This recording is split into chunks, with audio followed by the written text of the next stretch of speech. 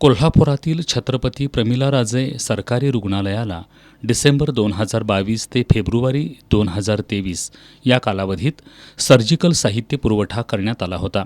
Fierce इंटरप्राइजेसचा ठेकेदार मयूर लिंबेकर यानं हा ठेका मिळवण्यासाठी मुलुंड येथील ESIS हॉस्पिटलचं बनावट दर करारपत्र सादर केलं होतं.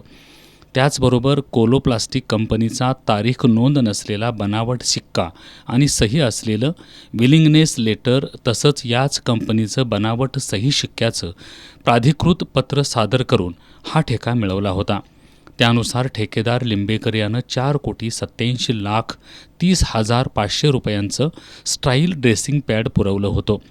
या साहित्याचा पुरवठा करताना बनावट कागदपत्रांचा वापर केल्यानं आज राजर्षी छत्रपती शाहू महाराज शासकीय वैद्यकीय महाविद्यालयाचे वैद्यकीय अधीक्षक डॉक्टर शिशिर मिरगुंडे यांनी दिलेल्या फिर्यादीवरून फियस इंटरप्राइजेसचा ठेकेदार मयूर लिंबेकर याच्या विरोधात गुरुवारी रात्री उशिरा लक्ष्मीपुरी पोलिसात गुन्हा दाखल करण्यात आला होता.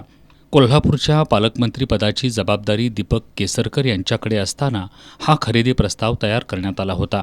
या काळात जिल्हाधिकारी म्हणून राहुल रेखावार तर वैद्यकीय महाविद्यालयाचे अधिष्ठाता म्हणून डॉक्टर प्रवीण दीक्षित हे काम पाहत होते.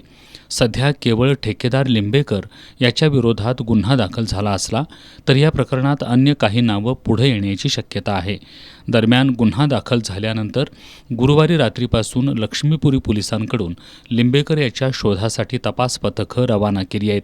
मात्र 4 दिवस उलटले तरी आज तागायत लिंबेकर पोलिसांना मिळून आला नसल्याची माहिती लक्ष्मीपुरी पोलीस ठाण्याचे पोलीस निरीक्षक श्रीराम कन्हेरकर यांनी दिली आहे.